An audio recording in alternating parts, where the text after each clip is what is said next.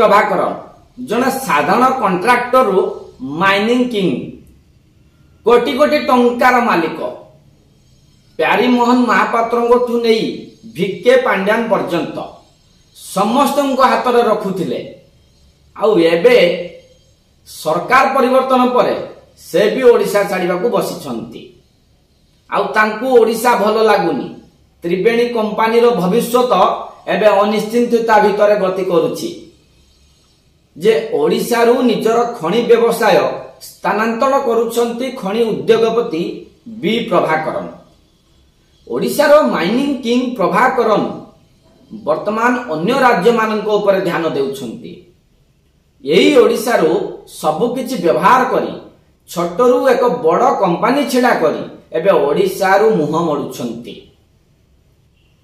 से प्रथमे 2000 मसीह रे छोट छोट खनिश ओडिशा रे कारबार आरंभ करथिले।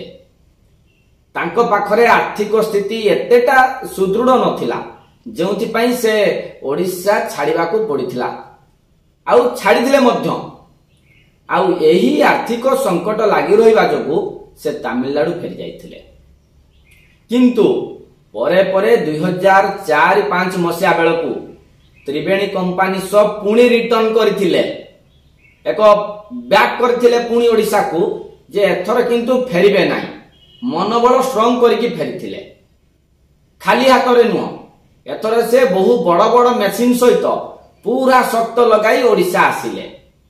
बीजेडी रो चाणक्य कहा जाउथिबा प्यारीमोहन महापात्रଙ୍କ सहायता रे छोट बड़ खणी लीज नेबा आरंभ करदेले। व्यवसाय आरंभ हो गला।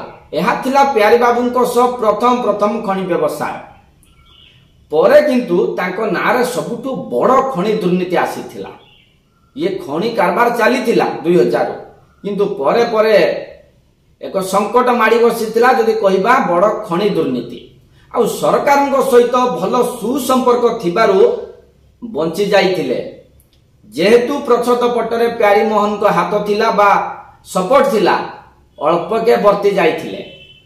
केवल जे प्यारी बाबू को हाथ रे रखुथिले ताहा नुहे से प्यारी बाबू को सह मध्य धीरे धीरे पांड्यान बाबू को मध्य निज हाथ अख्तियार रे रखिथिले। एबे आरंभ होइथिला तांकर प्रकृत राज। जेते बेले पांड्यान को हाथ रे रखिले सेते बेले सुनिबा को मिलुथिला जहां से पूरा शासन कळ को निज अख्तियार रे रखिथिले। जेमिति चाहुथिले सेमिति कार्य होउथिला जहां कहूथिले सेया होउथिला। आपण सुनिथिबे जेतेबेले बीजेडी सरकार मध्य पांड्यान बाबू जहां कहूथिले सेया घटुथिला। ए मध्य सेमिति प्यारी बाबू को समय ठीक चली आसुथिला आउ पांड्यान को बाबू को आरंभ होउथिला। एही समय जहां कहूथिले भी सेतेबेले सेया होउथिला। जेमिति चाहुथिले मत सेमिति होउथिला। एपरि कि भुवनेश्वर उपकंठर मध्य शह एकर जमी तांको नारे रहिछि। केवल खनि ऊपर नजर थिला ताहा नुह ओडिशा रो जागा ऊपर मध्य नजर थिला। आ तांकु किछि लोक उद्योगपति आउ किछि खनि माफिया बोलाउथिले।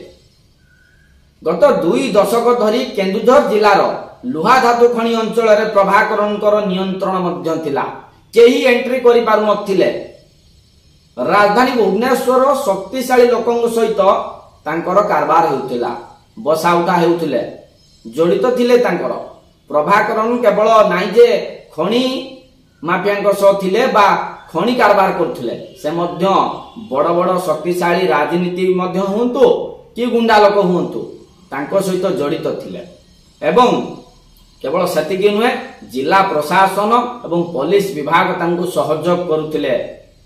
किंतु शासन व्यवस्था रे परिवर्तन परे सबु अंक बदली जाइछि। वर्तमान प्रभाकरन पुणी फेरिबा को चिंता कलेनी। ओडिशा रु तांको व्यवसाय महाराष्ट्र को स्थानांतरण करुछंती।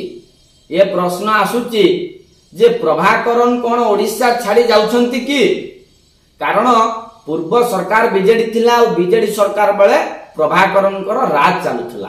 किंतु सरकार बदलिला भारतीय जनता पार्टी वर्तमान शासन करुछि।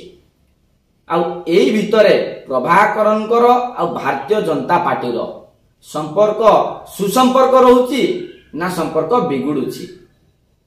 ଯଦି ସମ୍ପର୍କ ରହିଲା ମାନେ ସୁସମ୍ପର୍କ ରହିଲା ତାହେଲେ ଭାବି ଦିଅନ୍ତୁ ପ୍ରଭାକରନ୍ ପୁଣି ରାଜ୍ୟ କରିବେ ବୋଲି ଯା ଆଶଙ୍କା ରହିବ। ଆଉ ଏ ସମ୍ପର୍କ ଯଦି ଛିଡ଼ିଲା ତାହେଲେ ପ୍ରଭାକରଙ୍କର ମହାରାଷ୍ଟ୍ର ଯିବା ଏ ଶୁଣିବା କଥା ହୁଏତ ସତ ହେବ। ରହୁଛି, ନମସ୍କାର।